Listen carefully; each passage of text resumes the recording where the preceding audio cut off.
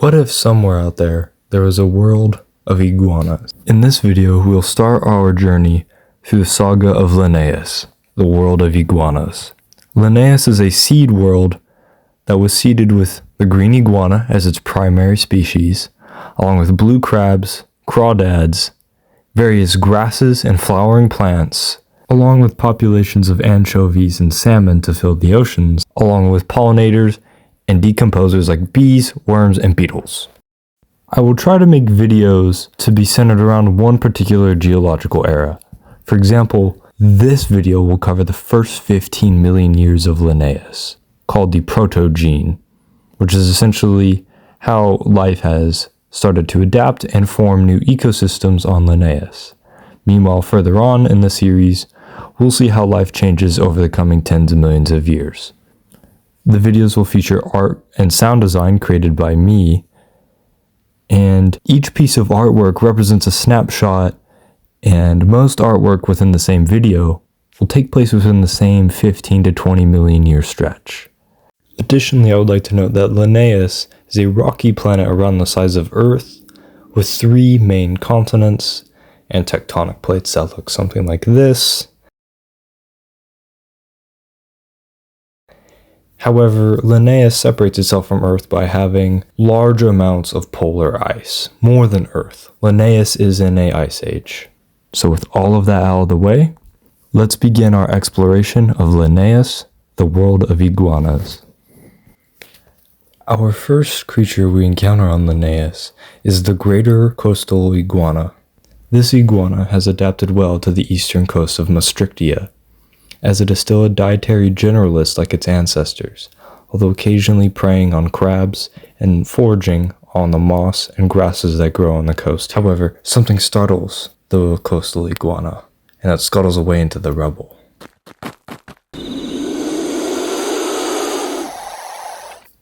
This is the Protosaurus. Unlike the greater coastal iguana, which has only grown marginally larger than its ancestors, the Protosaurus has undergone massive evolutionary changes.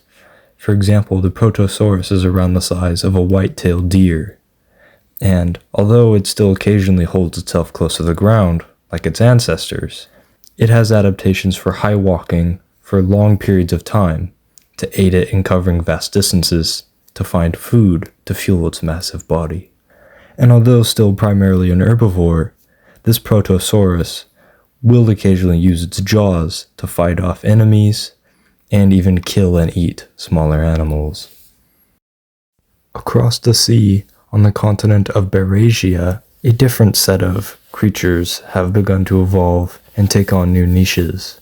Like here, this is a freshwater ecosystem where Iguanasuchus hunts crawdad and anything that get too close to the water. Near the water's edge, nearby, some spike plate lizards wander aimlessly around on the grasses, with the large male resting near the top of the hill, while a smaller female comes to drink the fresh water. Iguanasuchus is setting a trend here of iguanas taking over aquatic ecosystems. Iguanasuchus and its descendants will be a lineage to look out for. Once again crossing an ocean but moving farther north, we encounter a battle between predator and prey.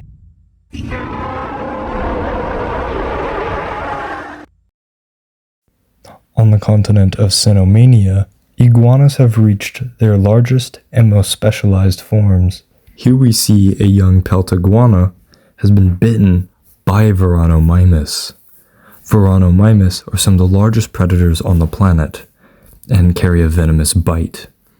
Although this iguana pelta could easily kill the Veranomymus with a strike from its tail spikes, the Veranomymus is quick and will spend the next several days hazing this iguana pelta. Meanwhile, the hemotoxic venom will prevent blood clotting and immune response. The strength and armor of the iguana pelta can do little against this venomous predator of the savanna. Farther north, on the continent of Cenomania, a leaping lizard finds prey in the trees. The gecko iguana has taken itself to be an insect eater in the branches and foliage of the forest, which makes it prey to the leaping lizard. Leaping lizards are again another lineage to look out for, as their powerful leg and arm muscles that allow them to jump from tree to tree in pursuit of prey will make room for other adaptations later on in the story of Lineaus. On the forest floor, we can see the burrow of some sort of burrowing iguana, hiding itself from the predators above and below the tree line. It will use this burrow to hide from the oncoming winter. Beside the burrow lays another predator, a relative of the Veranomymus. The Macrosaurus is the largest carnivore on Lineaus, or at least the largest land carnivore. As we go into the seas of Lineaus, we see that the salmon and anchovies have taken over a myriad of niches. Many of them have remained more or less the same. However, deep-sea gigantism has taken its hold on the populations of fish. As we see in the background, some unspecialized fish species swim farther off in the distance, while a shark salmon consumes another salmon-derived predator. As spectacular and as specialized as life on Lineaus, especially reptilian life, has become, there is still one limiting factor: temperature. Winters are too brutal and too long. Iguanas spend more time and energy on surviving winters than they can do on reproducing or gathering resources. Iguana evolution is slowed for now, but in a twist of irony, an age of reptiles is birthed via an asteroid. A comet hits the North Pole of Lineaus, melting hundreds and hundreds of thousands of tons of ice and releasing trillions of gallons of water. At first, this creates a blast of water, a biblical tsunami that swallows much of Lineaus and kills millions of land and marine animals. This is a blessing in disguise. This is one day, but afterwards, the rains came and they never stopped.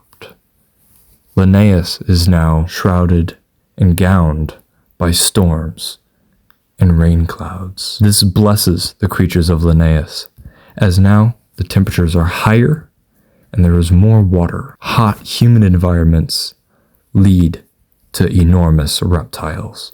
But for now, we see here, on the island of Berasia, a sprinting iguana chases after a butterfly. Meanwhile, the remains of an enormous salmon are buried in mud, with a large beehive being built on its eye socket. This scene takes place only a year after the Great Flood, and already life is bouncing back. The floods gave birth to a new era in Lineaus history, the Protogene. This new era will be defined by volcanism and gigantism, and iguanas will reach new heights that their ancestors could have never imagined. Thank you for watching this video. Please like and subscribe if you enjoyed it, and stick around, watch some of the other content on this channel, or check out my other channel where I make horror, kaiju, SCP adjacent content. Still coming with a better way to describe that. But as always, thank you.